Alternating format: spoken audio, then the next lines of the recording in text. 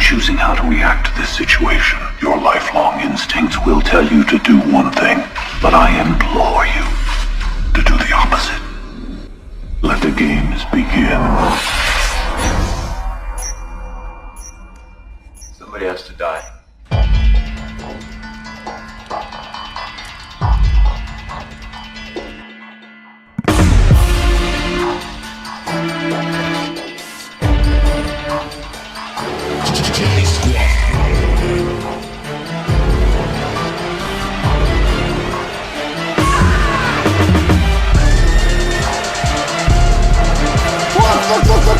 Fuck!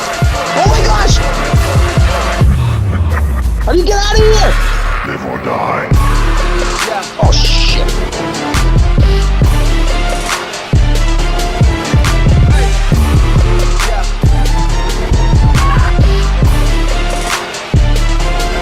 Die.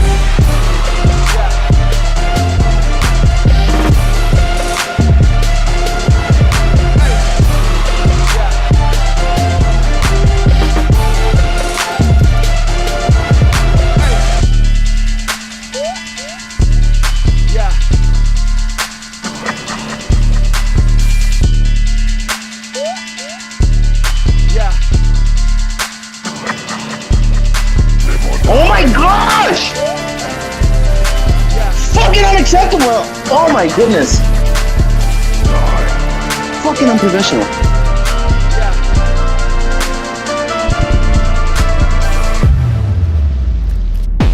I want to play a game.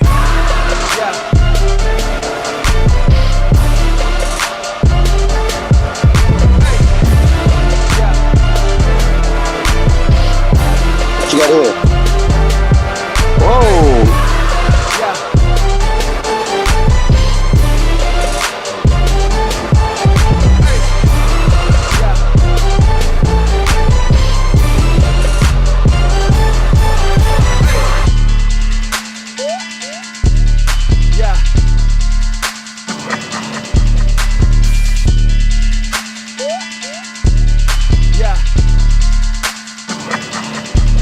Live or die.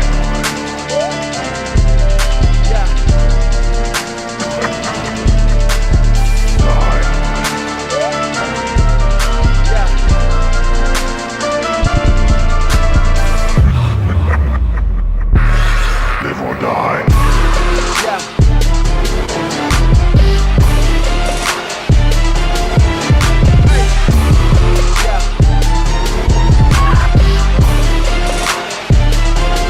Die.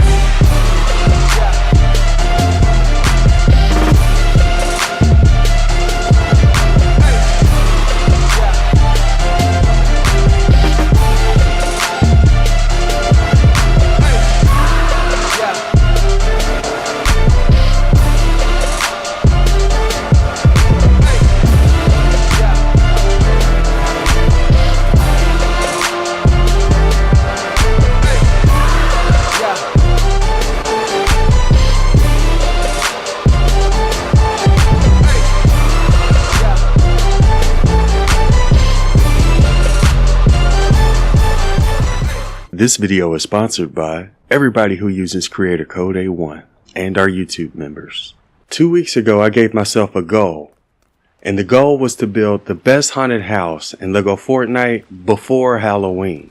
Now, I don't know if this is the best haunted house, but I definitely think there's going to be some things in here that you all are going to like. And if there is, be sure to smash that like button, subscribe if you're new, because we're going to do a face reveal at 250,000 subscribers. Anyways, there's like, I don't know, 15, 20 rooms in this building, so we got a lot to go over.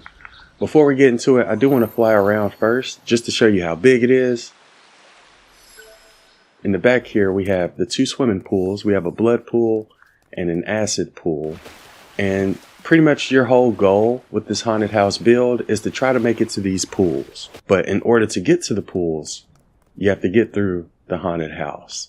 So this is what it looks like from the rear. Here's what it looks like from this side. And here's what it looks like from the top. I decided to keep it open so we can observe other players when they go through our haunted house. So that's why we decided not to use a roof. And here's what it looks like from the front. As you can see, we have a couple of beware trespasser signs hanging up. We also have a face on the front that's going to eat you up. And based on our small sample size, you got like a 50 to 60% chance of dying once you enter this haunted house. So the first thing you'll need to do is sleep in a bed. That's why we have so many beds out here, because there's a good chance you won't make it. So that's rule number one. Rule number two, you don't need any tools or weapons. And like I said earlier, in order to win, all you have to do is make it to the swimming pools. So the first thing you'll need to do is walk into the belly of the beast. You see, we got the tongue, we got teeth, we got that little hanging thing that's in the back. This is the mouth, and it's pretty much like our front porch. And once you go in, this is the first room you'll see. And this is the upside down room.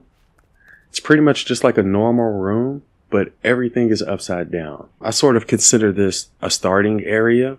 The only cool little trick I'll point out with this room is that when I tried to sit down on this bench, it actually made me go upside down. And now I'm upside down. Other people in your lobby will still see you as standing straight up though.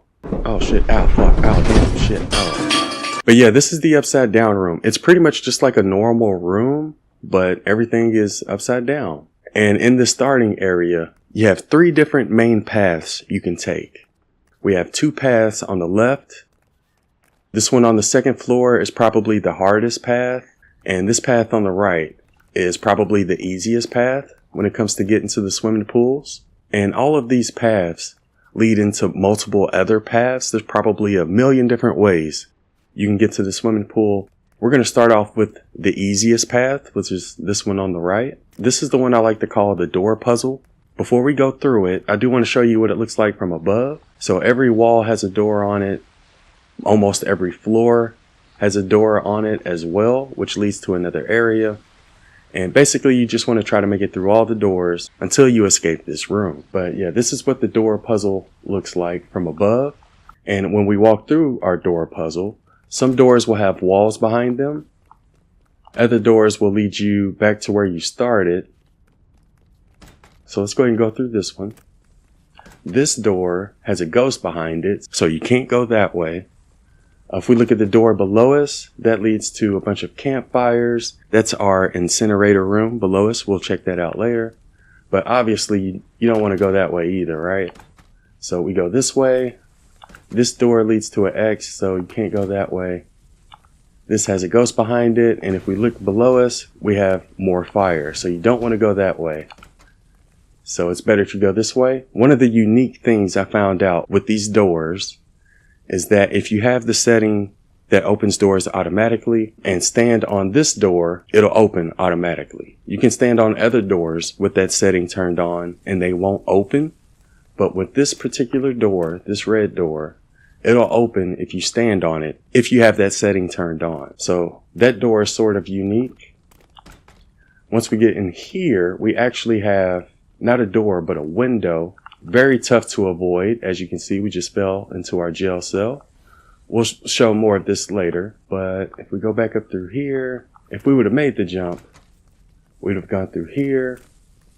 And below here is some more fire. Again, that's our incinerator, which we'll show later. This door leads outside. You don't want to go that way. But opening this door brings you to the maze, which is the next area. So here's what it looks like from above. Just looks like a normal maze, but it is a little bit tricky. And I'm going to go ahead and show you why it's tricky. So if we start at the beginning, we came from the doors, we came through here. You got 2 different paths you can take. They both end up taking you to the same place. But this is what it looks like when you run through the maze. It's very hard to tell where you're going. And once you get to this area, you'll see the door. And obviously, when you see a door, you got to open it, right? So you open the door, you go through it, and you see where it takes you. And you'll notice it eventually takes you back to where you were. Now we're back to where the door is. And yet we could take a different path, but it's just going to end up taking us back to that door. And the reason I really like this maze is because normally when you want to get to another place, you want to open the door. But in this particular instance, you actually have to close the door to get to the next room, because when you close it, it opens up a secret pathway over here. And this will lead you to this room we have here. And you can sort of parkour your way to the door. And once you make it here, you'll be able to make it to the swimming pool. So that's one way you could make it. But like I said, when it comes to the doors, there's also an incinerator and jail cells that you can possibly fall into. So I'm just going to drop into the incinerator. I'm not going to go through it because it's so dangerous. But we're just going to drop here so I can show you what it looks like. This is the incinerator. Now there's a couple of places you can go to while you're down here. You can go through here, which will just drop you into another jail cell. Or you can try to jump through the fire, which is very dangerous. I'll go ahead and try it. Oh, see, yep, I'm about to die, people. Oh no. Or you can try to jump through the fire. I guess you could also turn the fire off if you're smart, which is what I'm going to do because I've died in this room so many times. But if we make it to the end here of our incinerator, that leads us to the morgue, which is here. Now in the morgue, we have a bunch of caskets, these drawers over here. We also have an operating table. And when we step on it, oh my goodness. And if you step on this switch, it'll rotate this skeleton guy here. Make sure he gets cooked evenly all the way around. And that's pretty much it when it comes to the morgue. We also have a vent, and yes, there are vents on this map. And this vent actually goes around the entire building. I'll show all the places it leads to a little bit later. And if you leave this room, it brings us back to the big fire room. So that's what happens when you fall through these doors on this side. If you fall through these doors on this side, it'll take you to our jail cells. And we have a total of 4 jail cells. I'm going to show you how to get through each of them. So once you fall into a jail cell, you're not going to be able to open the door and just leave because there's a guard at the door of every jail cell. And we have a total of 4 jail cells. So you could fall down to this one from this door or a window. You could fall down to this one from this door. You can fall down to this jail cell from the incinerator. And you can access the first jail cell from the vents. So how do you get out once you enter the jail cell? We'll start off with this first one. All you have to do is jump on to the beds and then jump through this little hole in the wall. For this one, you'll have to jump through the bars. And for this one, you'll have to climb on to your mirror and make it to the vents. Same thing with this last jail cell. You just have to jump onto the mirror and climb into the vent. And so that's what the jail cells look like from the inside. Now that we go through the vents, we can see the outside of the jail cells. From here, we can see our electrocution chair. We'll go ahead and jump out and show you what it looks like. If you stand here, you'll get torched. You can also sit in the electric chair. And the only thing I wanted to point out with this one is that I did figure out a way to put our electric chair onto the shower to make it look more like an electric chair. If y'all want me to explain how I did it, just let me know in the comments below. But that's one place that the vent leads to, is the electrocution chamber. If we keep going around, you can see it from here. You can also enter the room that spectates the electrocution chair, which is this room. And if we flip the switch, it'll turn on the thruster above it. And if we keep going through the vents, it'll lead us to the main room in the basement, which is this area here. So before we check out the other side, I do want to show you all what the prison looks like from here. You see we got guards in front of each door. We also have our electrocution chair right here. And we have our viewing room here. And that's pretty much it when it comes to the right side of our haunted house. So as you can tell, there's a lot of different paths you can take. But yeah, once you've made your way to this area, and again, the way you get down here is through the vents. Once you get down here, you have a couple of places you can go. You can either go to the electrocution chair, you can go into the gaming room, and there are no real interactions here. I just added a couple of dartboards, a pool table, a chessboard. We also have a bartender. The only sort of unique interaction we have in here is that it's connected to the vents. So again, we can get to our jail cells from here. from the vent. You can also get to the game room from there. So that's one place you can go once you reach this area. The second place is to our office. This is the A1 office. And once you're in this room, in order to get to the swimming pool, you just have to stand on the switch. The entire wall rotates 180 degrees, and that brings you to the swimming pool. So those are all the different paths you can take. If you go to the right side, we have the jail cells, electrocution chair, incinerator, morgue, door puzzle, and the maze. That's how the right side works. Now we're going to go to the left side, which is the harder side, I think. And first we'll start off with the one that's on this floor. This room, there's not really anything unique in this room. We just put everything sideways. But the room was so small, I didn't really have a whole lot of room to do anything special in there. But if you keep going down the hallway, you'll notice we have a longer hallway here. As you can see on the right side of this hall, we have a bunch of launch pads. And every single person that goes through this hall ends up running into the launch pads and falling down into our spikes, which are down there. So I'm just going to show you that you can walk past the launch pads without setting them off. But everybody who tested this build and went in this direction got knocked off with the launch pad. So I'm going to go ahead and show you what that looks like. If you get too close to it, it'll bump you down here into the spike room. But before we go down there, I do want to show you where this leads if you're able to make it this far. So if we make it past the launch pads, go through here, there's a couple different ways you can go. You can either drop down into the vents, and we'll show where these vents go, and we do have skeletons down here. If we jump up here, or you can jump across to land on here and go through this vent right here. And when you go through here, this is the spiked room. We have a bunch of spikes on the floor and the ceiling, and you actually have to go through the path. You can't like ninja roll through it. You have to go along the path to get around. And once you get here, you'll want to open the door, and that leads you back to the fire room. And again, from here, you can just get to the swimming pool from there. So that's one direction you could take if you're able to not fall off from the launch pads. But I do want to show you all what happens when we go down to the spiked room. So let's say we came in from the upside down room, we're going down this hallway, and we get knocked off. There's two ways to get out of here. One of them is to climb on the spider web and then jump on the spikes. It may take you a few tries, but you jump on the spike. You can also jump on this spike, and from here you can jump into the vents. So that's one way you can escape this room.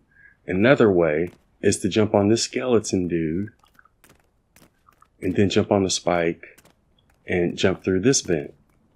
And this leads you to our asylum. I guess before we go into the asylum, I will show you all the vents.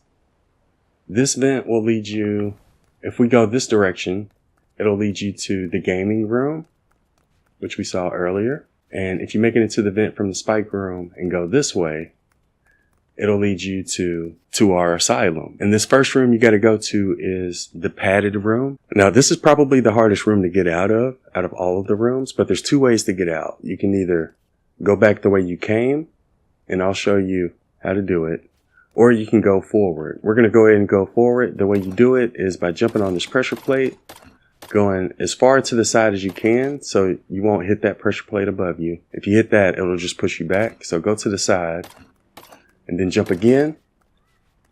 We're going to do the same thing over here, except we're going to move out just a little bit so we don't hit the wall.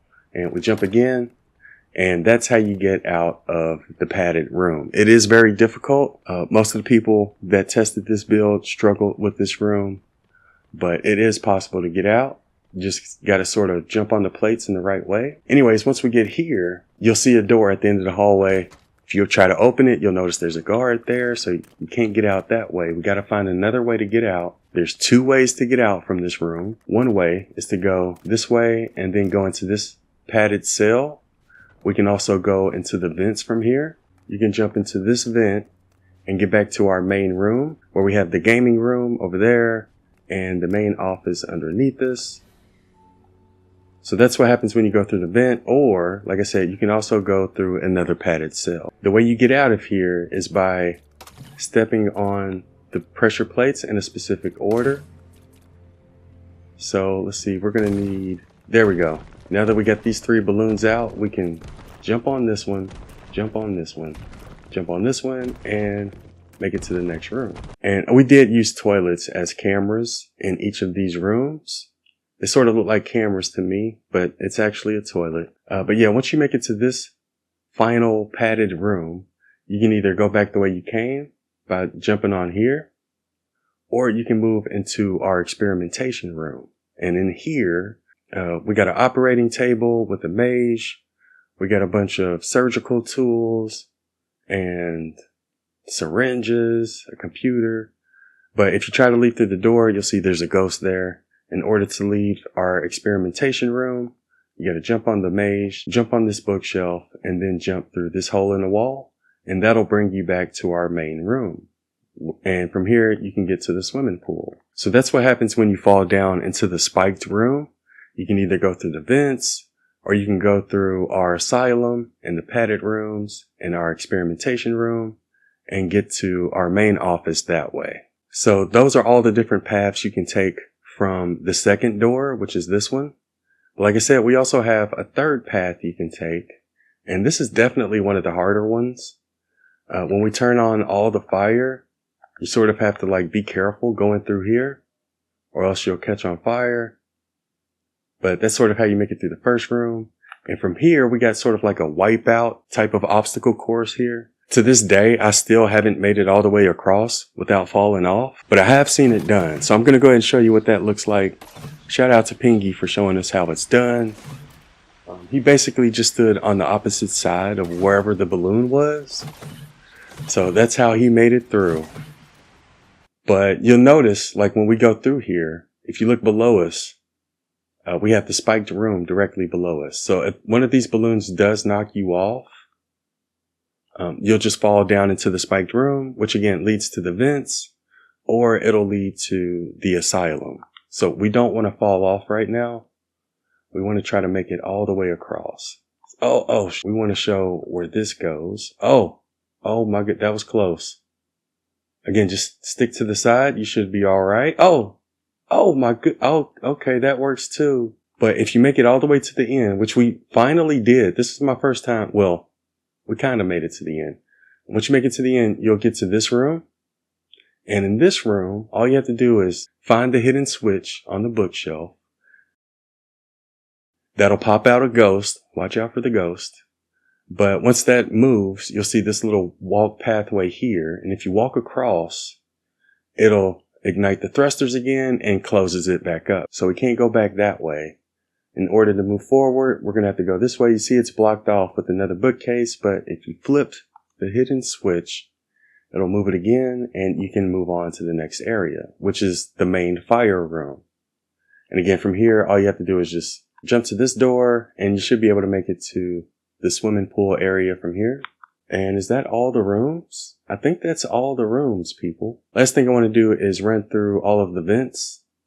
So with this spiked room, for example, if we went this way, you see there's a dead body in here. We can't go that way. But if we go in the opposite direction, we actually have the vent go around the entire building. If we go in the opposite direction, it'll take you to the gaming room. If we keep going in the vents, we'll go to the jail cells. And if we go through the jail cells to the other vent, that brings us around to our electric chair, our viewing room, and back to our main area. And once we go back this way, you'll see we have the asylum. And here's the other end of the vent. So when we was in the spiked room, we got stopped by this dead body. And when we ran all the way around the building, we got stopped by that body again. But so that's what the vent looks like. Last thing I want to show you is this main fire room. And normally we have all the campfires lit. If we start from the top, it's very easy to get to the door from up here. You just jump on the wooden floor pieces. You can reach the pool from either direction, whether we come through here or through there. But if you're on the first floor down here, let's say we came from the morgue to the main fire room, you would have to sneak around this way. And when you jump from here onto this pressure plate, it'll activate our seesaw. And again, with all these campfires being on fire, you'll want to jump on this. Same thing from over here in the spiked room. Let's close this door. You can walk along here, jump on here, try to jump on here without, there we go. And you can also jump on this, and you'll have to watch out for this guy. He can try to knock you off. But again, you'll just want to jump on the seesaw. And once you get to the top of the seesaw, you'll want to jump as hard as you can.